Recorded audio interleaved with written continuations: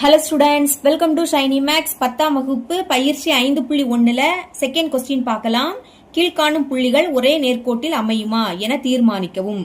அதாவது இங்க 3 புள்ளி தந்திருக்காங்க. இது ஒரே நேர்கோட்டில் அமையுமா அதை தான் கேக்குறாங்க. ஈஸி தான். இங்க நம்ம முக்கோணத்தோட பரப்பு தான் கண்டுபிடிக்கணும்.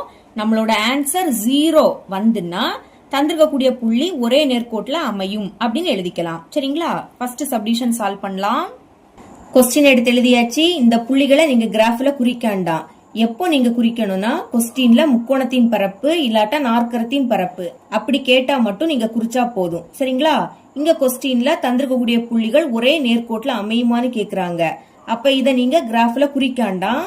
இங்க புள்ளிகளை வரிசையா தான் கொடுத்திருப்பாங்க. அப்ப ஃபர்ஸ்ட் புள்ளிய ஏன்னு எடுத்துக்கணும், ரெண்டாவது புள்ளிய பின்னு எடுத்துக்கணும், மூணாவது புள்ளிய சின்னு எடுத்துக்கோங்க. 3 புள்ளி கொடுத்திருக்காங்க. அதனால இங்கேயும் முக்கோணத்தோட பரப்பு தான் கண்டுபிடிக்க போறோம். ஃபார்முலாவே எடுத்து எழுதிக்கோங்க. மதிப்பை பிரதியிடலாமா? 1/2 அதை அப்படியே எடுத்து எழுதிக்கோங்க. மாடுலஸ் போட்டுக்கலாம். ஃபர்ஸ்ட் ஏ புள்ளி -1/2, 3. இப்ப என்ன பண்ணணும்? -1/2 மேல எழுதிக்கணும். 3 அதுக்கு கீழே எடுத்து எழுதிக்கணும். ரெண்டாவது பி புள்ளி -5, 6. -5 மேல எழுதிக்கோங்க. 6 அதுக்கு கீழே எழுதிக்கோங்க. மூணாவது புள்ளி -8, 8. -8 மேல எழுதிக்கணும். 8 அதுக்கு கீழே எழுதிக்கோங்க. தந்திருக்கக்கூடிய 3 புள்ளியையும் எடுத்து எழுதியாச்சு. இனி ஃபர்ஸ்ட் இருக்கக்கூடியதை மறுபடியும் எழுதிக்கணும். -1/2 மேல -1/2 வரும். கீழே 3 இருக்கு. ஓகேங்களா? இல்லாட்டா இந்த மதிப்புகளை எப்படி எழுதிக்கலாம்னா, முதல் ஏ புள்ளி அப்போ ஃபர்ஸ்ட் இருக்கக்கூடியது x1ஓட மதிப்பு, கமாக்கு அடுத்து இருக்கக்கூடியது y1ஓட மதிப்பு. ரெண்டாவது புள்ளியில ஃபர்ஸ்ட் இருக்கக்கூடியது x2ஓட மதிப்பு, கமாக்கு அடுத்து இருக்கக்கூடியது y2ஓட மதிப்பு. மூணாவது புள்ளியில ஃபர்ஸ்ட் இருக்கக்கூடியது x3ஓட மதிப்பு, கமாக்கு அடுத்து இருக்கக்கூடியது y3ஓட மதிப்பு. புரியுதா? ஃபார்முலாயில முதல் x1 இருக்கு. x1ஓட மதிப்பு -1/2 அதை எடுத்து எழுதிக்கோங்க. இனி அதுக்கு கீழே y1 இருக்கு. y1ஓட மதிப்பு 3. அப்போ -1/2க்கு கீழே 3 வரும். இனி x2ஓட மதிப்பு -5, அதோட பிளேஸ்ல -5 எழுதிக்கணும். அதுக்கு கீழே y2ஓட மதிப்பு 6. அதனால 6 எடுத்து எழுதிக்கணும். இந்த மாதிரி ஒவ்வொரு மதிப்பையும் பார்த்து இங்க எழுதிக்கணும். சரிங்களா? இப்ப சால்வ் பண்ணலாம். 1/2 ஸ்கொயர் பிராக்கெட் போட்டுக்கோங்க. உள்ள இந்த பிராக்கெட் போட்டுக்கலாம். இப்ப -1/2 6 பெருக்கலாமா? பெருக்கும் போது ஒரு மைனஸ்னா அது அப்படியே வந்துரும். 1/2 6 பெருக்கலாம். 1/2 பெருக்கல் 6 ரெண்டாம் வாய்ப்பாடு கேன்சல் ஆகும். 1 2 2 3 2 6. இதுக்கு மேல கேன்சல் பண்ண முடியாது. அப்ப மேல உள்ளதை பெருக்கிருங்க. 1 3 3 பைக்கு கீழே 1ன்னு எழுதிக்காண்டாம். இனி -5 8 பெருக்கலாமா? பெருக்கும் போது ஒரு மைனஸ்னா அப்படியே வந்துரும். I8 40. இப்போ -8 3 பெருக்கலாம். ஒரு மைனஸ் போட்டுருங்க. 8 3 24. மேல இருந்து கீழே பெருக்கியாச்சு. அப்ப பிராக்கெட்டை க்ளோஸ் பண்ணிடணும். இனி கீழே இருந்து மேல பெருக்க போறோம். அப்போ மைனஸை போட்டுக்கிட்டு பிராக்கெட்டை ஓபன் பண்ணணும். ஞாபகம் வச்சுக்கோங்க. கீழே இருந்து மேல பெருக்கும் போது மைனஸ் போட்டுக்கிட்டு பிராக்கெட்டை ஓபன் பண்ணிருங்க. பெருக்கலாம். 3 5 15. ஒரு மைனஸ் இருக்கு. அதனால -15. இனி 6 8 48. ஒரு -48. இனி 8ஐயும் -1/2 பெருக்கலாமா? ஒரு மைனஸ், அதனால அந்த மைனஸ் எழுதிக்கோங்க. 8ஐயும் 1/2 பெருக்கலாம். 8 பெருக்கல் 1/2. இது ரெண்டாம் வாய்ப்பாடு கேன்சல் ஆகும். 1 2 2 4 2 8. இனி கேன்சல் பண்ண முடியாது. அப்ப பெருக்கிருங்க. 4 1 4. பிராக்கெட்டை க்ளோஸ் பண்ணிடலாம். 1/2 பிராக்கெட்டை போட்டுக்கோங்க. இங்க எல்லாமே மைனஸ். கூட்டும் போது ஒரே குறியீடுல இருந்துன்னா அதே குறியீடை போட்டு கூட்டணும். எல்லாமே மைனஸ்ல இருக்கிறதுனால மைனஸை போட்டுட்டு கூட்டிருங்க. 3 40 கூட்டினா 43, 43 24 கூட்டினா 67. இங்கே எல்லாமே மைனஸ் போட்டு கூட்டுங்க. 15ஐயும் 48ஐயும் கூட்டினா 63, 63ஐயும் 4ஐயும் கூட்டினா 67. வெளியே மைனஸ் இருக்கு. இப்ப இந்த மைனஸையும் பெருக்கணும். பெருக்கும் போது 2 மைனஸ்னா பிளஸ் ஆயிடும். அப்ப +67. 1/2 பிராக்கெட்னா பெருக்கலும் போட்டுக்கலாம். -67 +67 கேன்சல் ஆயிடும். சேமா இருந்து வேற வேற குறியீடுனா கேன்சல் ஆயிடும். இப்ப பிராக்கெட்டுக்குள்ள எதுவுமே இருக்காது. அதனால 0ன்னு எழுதிக்கணும். 0க்கு கூட எதை பெருக்கினாலும் 0 தான் கிடைக்கும். மறக்காம அலகு எடுத்து எழுதிக்கோங்க. சதுர அலகு.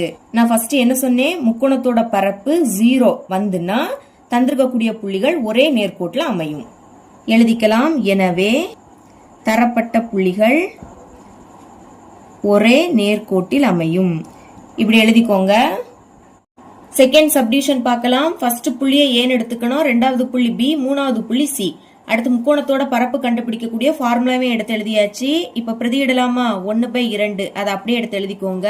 மாடுலஸ் போட்டுக்கலாம். ஃபர்ஸ்ட் புள்ளி a, b கூட்டல் c. a மேல எடுத்து எழுதிக்கணும். அதுக்கு கீழே b கூட்டல் c எடுத்து எழுதிக்கோங்க. ஓகேங்களா? இனி ரெண்டாவது புள்ளி b, a கூட்டல் c. இந்த b மேல எழுதிக்கணும். கமாக்கு அடுத்து இருக்கக்கூடியதை கீழே எழுதிக்கணும். கமாக்கு அடுத்து என்ன இருந்து? a கூட்டல் c இருந்து. மூணாவது புள்ளி c, a கூட்டல் b. c மேல எழுதிக்கணும். கமாக்கு அடுத்து இருக்கக்கூடிய a கூட்டல் b கீழே எழுதிக்கணும். தந்திருக்கக்கூடிய 3 புள்ளியையும் எடுத்து எழுதியாச்சு. அப்ப ஃபர்ஸ்ட் இருக்கக்கூடியதை மறுபடியும் எழுதிக்கணும். a எடுத்து எழுதிக்கோங்க. அதுக்கு கீழே என்னது இருக்கு? b கூட்டல் c. மதிப்பு எல்லாத்தையும் பிரதியிட்டாச்சு. இனி 1/2 எழுதிக்கோங்க. பிராக்கெட்டை ஓபன் பண்ணணும். உள்ள இந்த பிராக்கெட்டை ஓபன் பண்ணிக்கோங்க. மேல இருந்து கீழே பெருக்க போறோம். ஏயையும் a கூட்டல் c பெருக்கலாமா? அதாவது இந்த a இத ரெண்டையும் பெருக்க போறோம். ஏயையும் பெருக்குனா a ஸ்கொயர். சென்டர்ல பிளஸ் இருக்கு. ஏயையும் c பெருக்குனா a இன்டூ c. இனி b a கூட்டல் b பெருக்கலாம். ரெண்டுமே பிளஸ் பிளஸ் போட்டுருங்க. b a பெருக்குனா a இன்டூ b. நடுவில் பிளஸ் இருக்கு. b பெருக்குனா b ஸ்கொயர். இனி c b கூட்டல் c பெருக்கலாம். ரெண்டுமே பிளஸ் பிளஸ் போட்டுருங்க. c b பெருக்குனா b இன்டூ c. சென்டர்ல பிளஸ். c பெருக்குனா c ஸ்கொயர். இப்ப மேல இருந்து கீழே பெருக்கியாச்சு. அப்ப பிராக்கெட்டை க்ளோஸ் பண்ணிக்கணும். அடுத்து கீழே இருந்து மேல பெருக்க போறோம். அப்ப என்ன பண்ணணும்? மைனஸ் போட்டுக்கிட்டு பிராக்கெட்டை ஓபன் பண்ணணும். இப்போ b பிளஸ் c b பெருக்கலாம். முதல் b பெருக்குனா b ஸ்கொயர் கிடைக்கும். சென்டர்ல பிளஸ் இருக்கு. அடுத்து c b பெருக்குனா b இன்டூ c. இனி a கூட்டல் c பெருக்கலாம். a c பெருக்குனா a இன்டூ c. ரெண்டுமே பிளஸ். அப்ப பிளஸ் போட்டுட்டு a இன்டூ c எழுதிக்கலாம். சென்டர்ல பிளஸ் இருக்கு. c பெருக்குனா c ஸ்கொயர். இனி a கூட்டல் b பெருக்கலாமா? ரெண்டுமே பிளஸ் பிளஸ் போட்டுக்கோங்க. a பெருக்குனா a ஸ்கொயர். சென்டர்ல பிளஸ் இருக்கு. இனி b பெருக்குனா a இன்டூ b. பெருக்கியாச்சு. அப்ப பிராக்கெட்டை க்ளோஸ் பண்ணிக்கலாம். 1/2 பிராக்கெட் போட்டுக்கோங்க. இப்போ ஃபர்ஸ்ட் பிராக்கெட்டுக்குள்ள இருக்கிறத அப்படியே எடுத்து எழுதிக்கணும். a square plus a into c plus a into b plus b square plus b into c plus last c square இருக்கு. இனி இந்த மைனஸை உள்ள கொண்டு பெருக்கணும். பெருக்கலாமா? மைனஸையும் b ஸ்கொயரையும் பெருக்குனா மைனஸ் b ஸ்கொயர். அதாவது பெருக்கும் போது ஒரு மைனஸ்னா அது அப்படியே வந்துடும். இனி மைனஸையும் பிளஸையும் பெருக்குனா மைனஸ் தான். b into c. மறுபடியும் மைனஸையும் பிளஸையும் பெருக்குனா மைனஸ் a இன்டூ c. மைனஸையும் பிளஸையும் பெருக்குனா மைனஸ் c ஸ்கொயர். மைனஸையும் பிளஸையும் பெருக்குனா மைனஸ் a ஸ்கொயர். மைனஸையும் பிளஸையும் பெருக்குனா மைனஸ். லாஸ்ட் என்னது இருக்கு? a இன்டூ b இருக்கு. பெருக்கியாச்சு. பிராக்கெட்டை க்ளோஸ் பண்ணிருங்க. 1/2 பிராக்கெட்னா பெருக்கலும் போட்டுக்கலாம். இப்போ பாருங்க plus a square minus a square cancel. சேமா இருந்து வேற வேற குறியீடுனா கேன்சல் ஆயிடும். Plus a into c minus a into c cancel. Plus ab minus ab cancel. Plus b square minus b square cancel. Plus bc minus bc cancel. Plus c square minus c square cancel. இப்போ பாருங்க எல்லாமே cancel ஆயிடுச்சு. அப்ப பிராக்கெட்டுக்குள்ள எதுவுமே இல்ல. அதனால 0 எழுதிக்கணும். இப்ப 0க்கு கூட எதை பெருக்கினாலும் 0 தான் கிடைக்கும். மறக்காம அலகு எடுத்து எழுதிக்கோங்க. சதுர அலகு. நான் என்ன சொன்னேன்? பரப்போட மதிப்பு 0 வந்துன்னா தந்திருக்கக்கூடிய புள்ளிகள் ஒரே நேர்கோட்டில் அமையும். அதான் எழுதியிருக்கேன். எனவே தரப்பட்ட புள்ளிகள் ஒரே நேர்கோட்டில் அமையும். இவ்வளவுதான் இந்த சம்.